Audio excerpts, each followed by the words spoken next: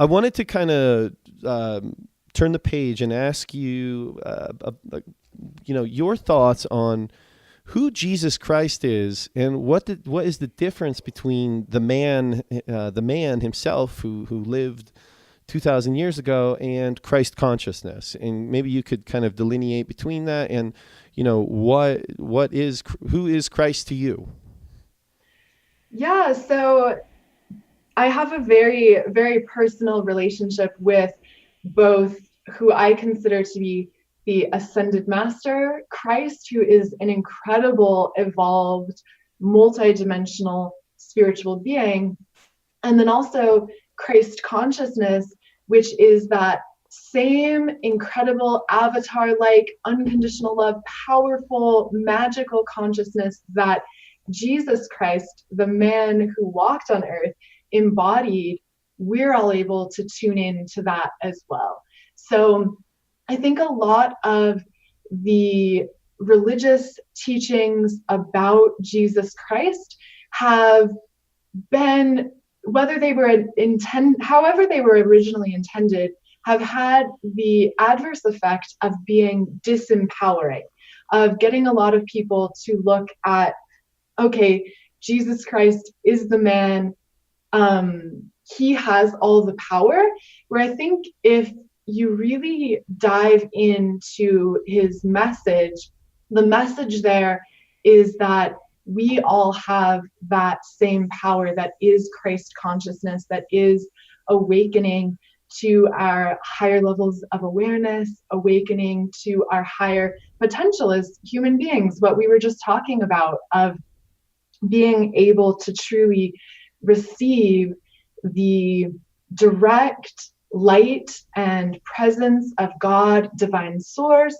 to embody it, to shine it forth, and to flow it through everything we do. So I know it is a bit controversial. I personally do feel like the archetype, the character, Jesus actually did live on earth, that story did actually happen, that he actually did ascend. But I feel like that is a example, an archetype, and a sign as to the possibility that we now have to do the same. And there's been many other ascended masters throughout history.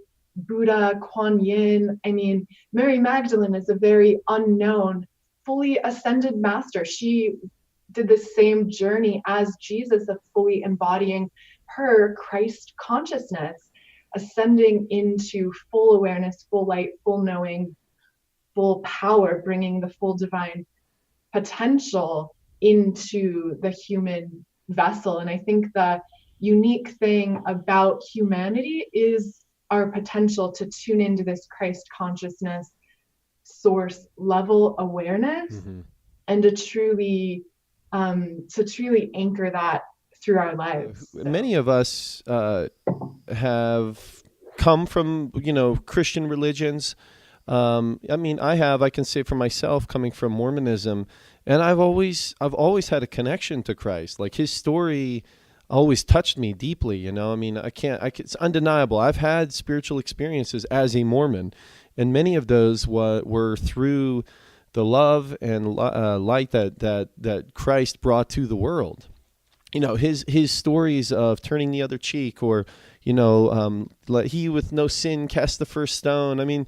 God, these kind of truisms that he brought to the world are just undeniably beautiful. Him washing his disciples' feet, that kind of, it's like, oh man, the wisdom and the sheer beauty in that alone is just, it's always been something that's touched me. It's funny because as I go down these rabbit holes of understanding like how the world's been controlled, and this controller aspect, I can almost see why there would be this focus, like how the life of Christ would then be flipped on this external savior complex, where it's, you don't got to do nothing, just believe that he's the guy and that's it.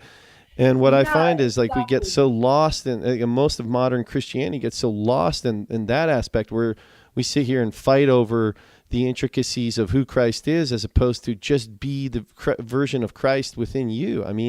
isn't that what Christ consciousness is like be Christ. Yes, he is the way, Yeah, the truth, and the light. But you are that. You yeah. are that. It's not, yeah, it's not someone who's here to save you. It's just someone who showed you what was possible for you to embody. Hmm. But also as a spiritual being, Christ is someone who I call upon, who Hmm. has an incredible gift to continue to share, an incredible support. He did walk this path from duality into mastery Hmm. and is more than willing to help each of us along this journey. And yeah, what you were saying about religion and growing up religious, I totally can relate to that as well. I grew up very super religious also, and I think that that has been a an influence on my work for sure, because my most vivid, powerful, meaningful experiences with Christ came at a point when I let go of a lot of the religious dogma and should do this, Hmm. shouldn't do that, and just started looking within. And then it was like, oh, whoa, not only is Christ real, but the true meaning and power and lesson has been a little convoluted Hmm. in what you were saying, the savior complex, whereas there's so much power in just us each really tuning into our light and shining it forth and stepping into our truth as Christ consciousness, Hmm. as divine beings in physical form. Yeah. Well, and I'm sure that I'm sure there's someone watching this now that's thinking you and me are going to burn in hell. But Yeah. ultimately, it's like we shall find out. And honestly, if Christ comes back, great. I would love for someone to come down from the heavens and kick all this evil off the planet and clean it up quick. That'd be fine with me. I mean, if that's the path, if we really are headed for an event, then awesome. But ultimately, I feel like we have to live our lives as if it really does depend on us. Us Yeah. as the creators of this, us as co-creators of this reality. Are we like we are fully participating in our own enslavement here, and we also have that ability to remove the shackles. No one's going to come remove it for us. I mean, maybe, but ultimately, I do believe really the person who removes the shackles is ourselves. And I want to ask you, how can we build a bridge from what you were talking about, how this vision that you've created of who Christ is, how can we build that bridge between what you're saying and also traditional Christianity, so that there isn't this rift between, I don't want to say new age, but I hate labels. I hate labels, but Yeah. this I guess more new way of looking at Christ and the traditional way of looking at him, so that there isn't this like, you guys are, the devil has you, and so on and so forth. Yeah, and like on that note, it's really interesting because even within my own experience, so I channel the archangels, Mm-hmm. right? And I'm Archangel Michael and Mm-hmm. Archangel Raphael. I even have taught a Jesus healing process.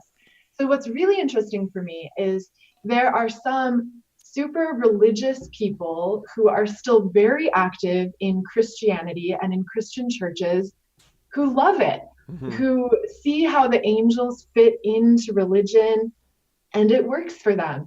And then on the other side, there are people who say, you're not directly reading from the Bible. This is heresy, and Mm-hmm. which really means true. But anyway, Yeah. um, Well, a lot of people who would say just, you have a demon has possessed you. I mean, there yeah. are So people that would say that. on one hand, there are people who believe what I do is demonic, is not in alignment Mm-hmm. with the Christian teachings.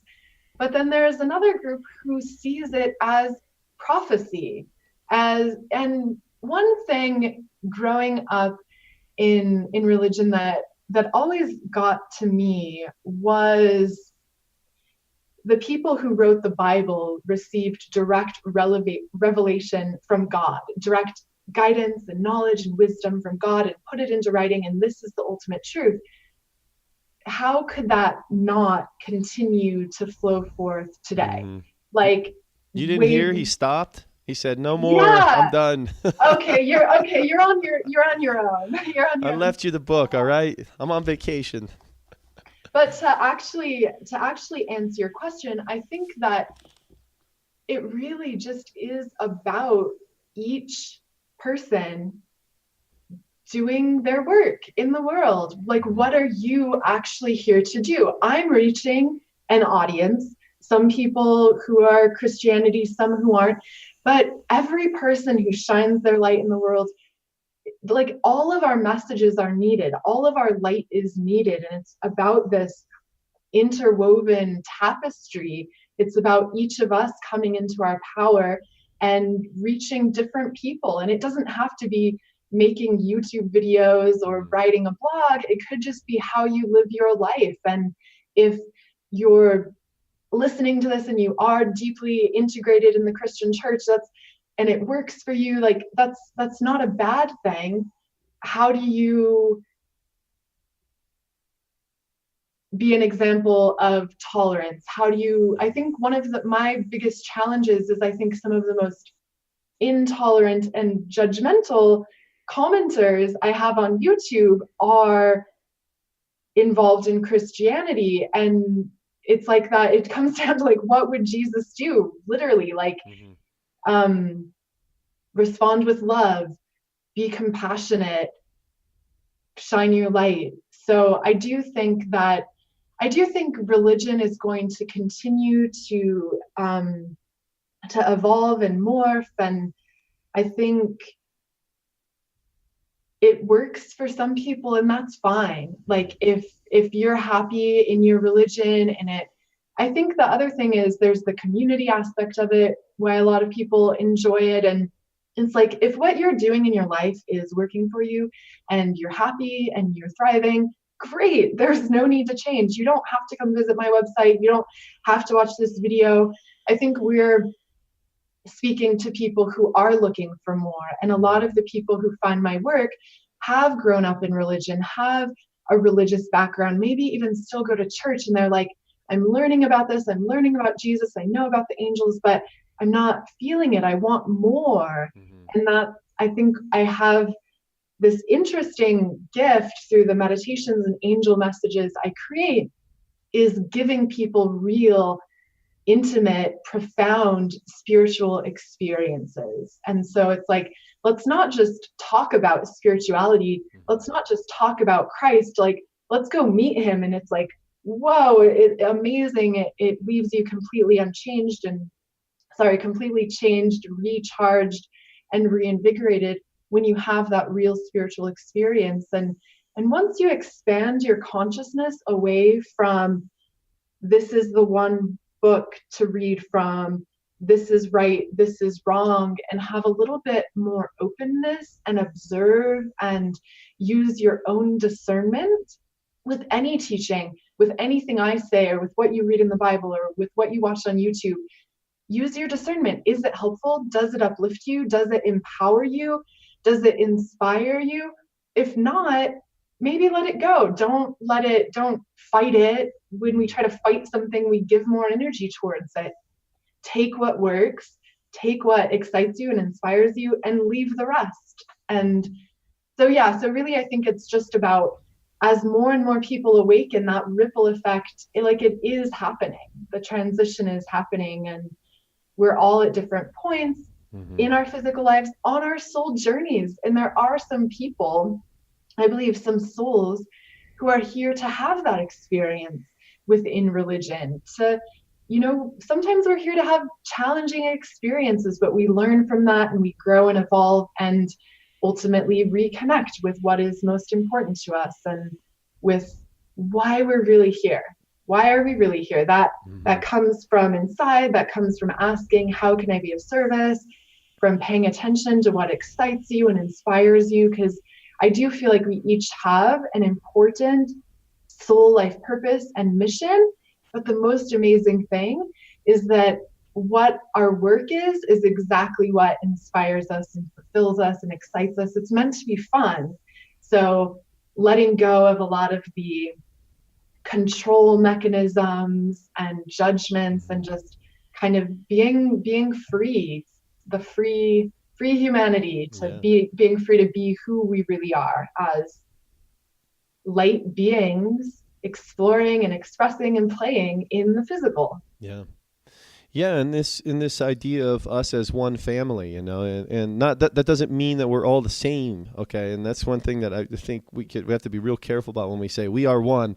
Well, yeah, we're one, but man, we are all unique. We all have our own color. I mean, literally, I think each of us have a shade of color that no one else on this planet has. I mean, and the rainbow is incomplete without your addition to that to the Yeah. whole. One of the things that I really like to speak out against in any of the work that I do is this idea of absolutism, and we've come from a world of that.